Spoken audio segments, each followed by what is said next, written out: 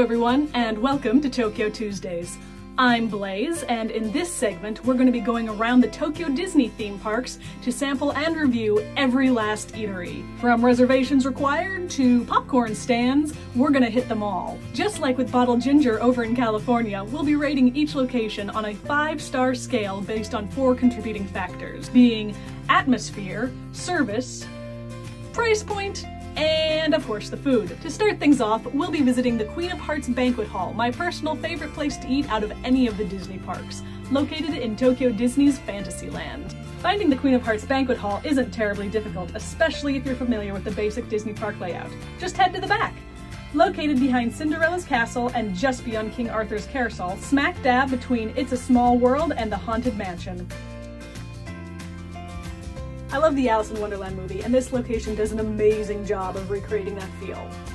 Heading through the large heart-shaped hedge, you next have to head through the keyhole of the doorknob, at which point you find yourself in the main seating area, which has been done up with towering flower-like lights and statues of the card guards making you feel about 2 inches tall.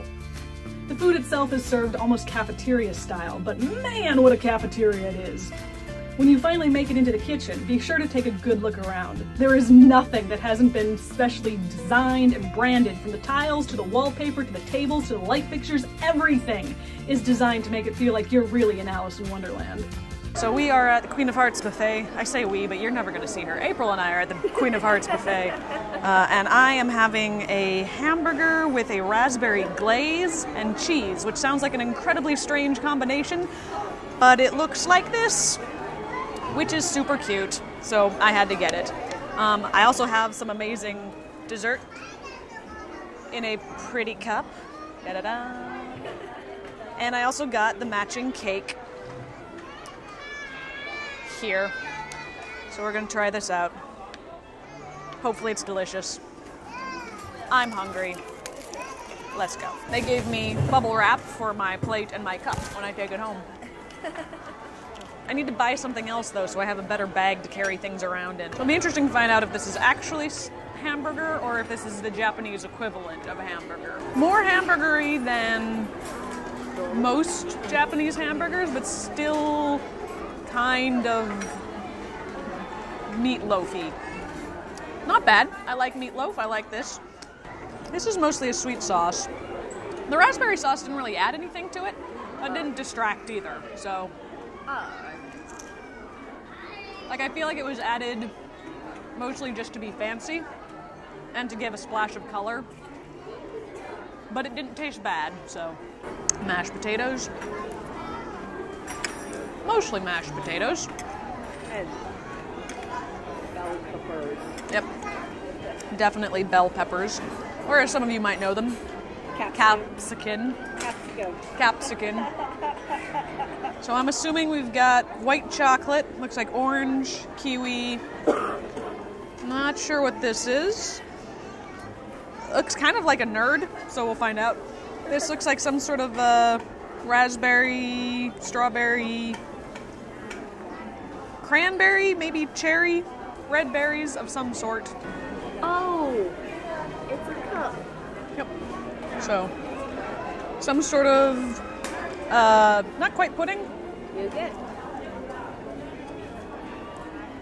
It's honestly, it's got the consistency of frosting, but it's not frosting. It's not a jelly. It's like a whip. It's a whip of some sort. It kind of looks like cheesecake. I don't like cheesecake. It's not cheesecake. Yeah. I was right. That was a cranberry.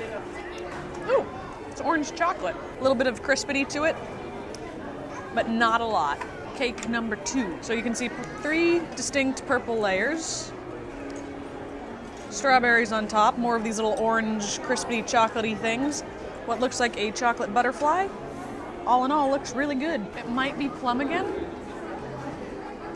I'm not sure. It's good though. Fun fact. I hate butterflies. And there's the plate.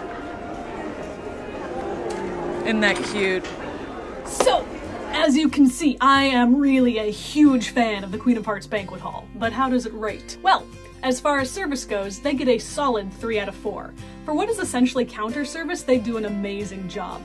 Still, Whenever I've been there, I have always had to wait in a long line. They do their best, and they move people through the line quickly, but that's the downside of being such an amazing non-reservation eatery. They also don't let you choose where you seat, but that does also help keep the line moving. So they do good work. 3 out of 5. Next, I cannot say enough about the atmosphere here. I admit that I'm 100% biased, but I love the atmosphere here. It is incredible. You can find statues of the characters, you can find stained glass of the characters, you can find paintings of the characters. Everything is branded and marked with Alice in Wonderland, and I love it. Plus, it's covered, so be it rain or blinding heat, it is a nice escape. 5 stars, no question. As far as prices go, it's not the cheapest in the park, but it's also not the most expensive. You also get dishes that you get to take home included in the price, so that's not bad. The amount of food you get is average for a Japanese restaurant. If you're coming from America, it might be a little bit less than you're expecting, so do be on the lookout for that. I can usually go in hungry and leave completely full, so take that as you will. I'd call it a 3-star value, except for those cups and dishes and water bottles really sort of push the value of the meal up for me, because I'm still using those dishes in my everyday life. And you can put them in a dishwasher if you have that. So this is probably, for me, 4-star value. Finally, the food. I love food shaped like things. I do. I've had food striped up like the Cheshire Cat. I've had too many things shaped like hearts to count.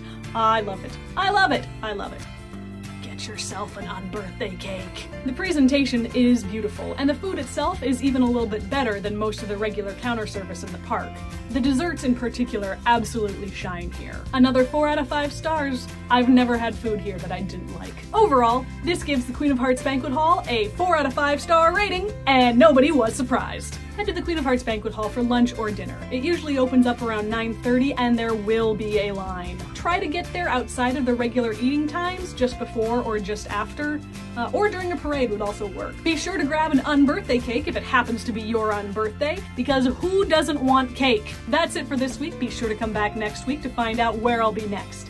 If you have any suggestions on places to eat or favorite foods, be sure to leave them in the comments below. I will 100% get footage and review whatever it is you want to see. Be sure to give this video a big ol' thumbs up and subscribe to the channel if you haven't already done that. If you want to hear more from me or from Bottle Ginger, be sure to check us out on social media. You can find links in the information below. And I'll see you next week for another Tokyo Tuesday.